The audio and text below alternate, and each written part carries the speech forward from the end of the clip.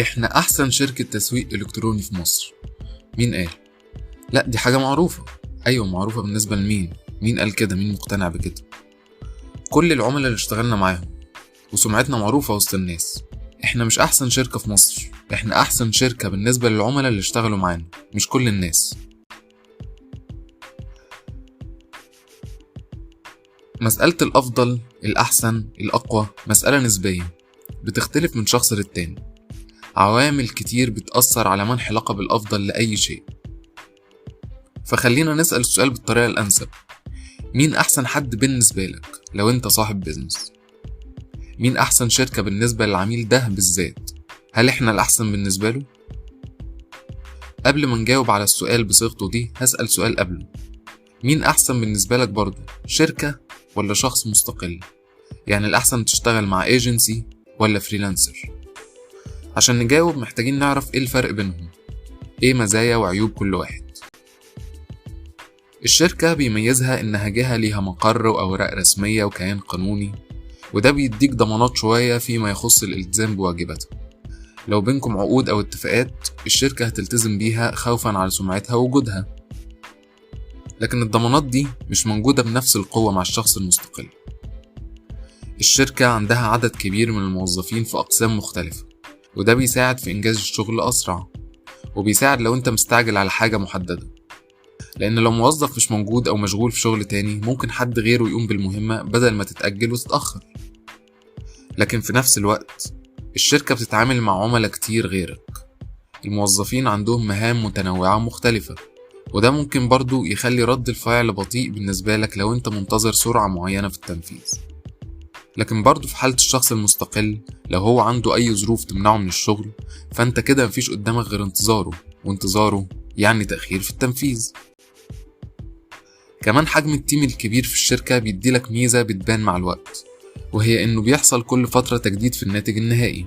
ممكن كاتب المحتوى اللي يكتب لك الشهر ده يتغير كمان شهر أو أكتر، ونفس الكلام بالنسبة للديزاينر وهكذا.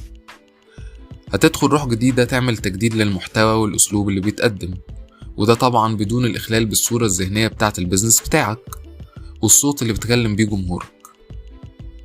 كمان حجم التيم الكبير بيساوي خبرات متراكمة لأفراد كتير، يعني الإجمالي خبرة كبيرة ممكن تكون أكبر من خبرة الشخص المستقل.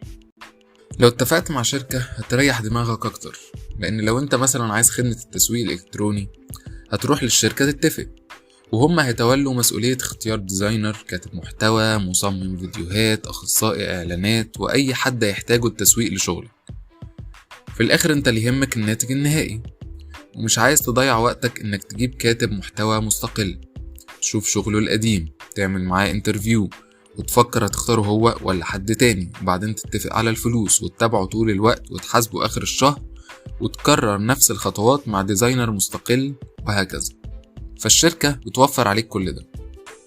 كمان أغلب الشركات عندها خدمات متنوعة، يعني التسويق على السوشيال ميديا دي خدمة غير التسويق على جوجل، غير تصميم المواقع، غير تصميم اللوجوهات وهكذا. في حالة الشخص المستقل، هو بيقدم لك خدمة محددة وبس، ممكن يرشح مستقلين غيره للخدمات التانية اللي انت محتاجها، لكن هو بيقدم خدمة واحدة بس، وانت هتبدأ رحلة اتفاق جديدة مع الشخص او الاشخاص اللي بيقدموا الخدمات التانية. حسيت ان كلامي كله رايح في اتجاه ان الشغل مع شركة احسن من الشغل مع فرد؟ لا خالص، وهقولك ليه. التعاقد مع الشركات مكلف اكتر، ممكن يبقى اكتر بكتير. الشركة يعني إيجارات ومرتبات وكهرباء ومية وغاز وغيرها من المصاريف الثابتة، اللي بينتج عنها أسعار للخدمة اللي بتقدم لك أعلى من اللي ممكن ياخدها الشخص المستقل. كمان غير سعر الخدمة الأقل اللي بياخده الشخص المستقل، التعامل مع الشخص المستقل في ميزة التواصل المباشر مع مقدم الخدمة. لو هو مثلا كاتب محتوى، فأنت بتتواصل معاه بشكل مباشر، تقول له رأيك وتعليقاتك وهو يشرح لك رؤيته وخطته. لكن لو شركة، بيبقى بينكم وسيط مسؤول عن التواصل، زي الأكاونت مانجر مثلا.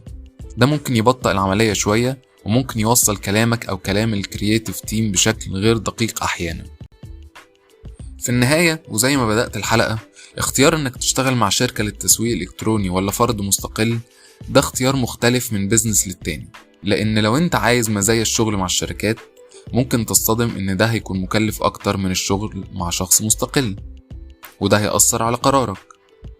ولو عايز ميزة التواصل المباشر مع مقدم الخدمة، فممكن تصطدم بغيابه فجأة أو بتأخيره في الشغل في حالة إنه شخص مستقل مش شركة.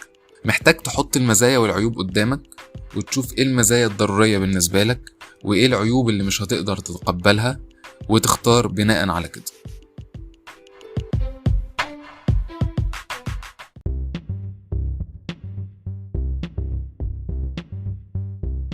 بكده تكون الحلقة دي خلصت من بودكاست نتفاهم، البودكاست اللي بحاول فيه أقلل الفجوة بين أصحاب البيزنس من ناحية والمتخصصين في التسويق الإلكتروني من ناحية تانية.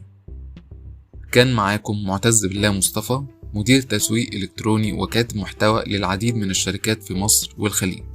لو عجبتك الحلقة ياريت تعمل سبسكرايب للبودكاست وتبعت لي رأيك وملاحظاتك.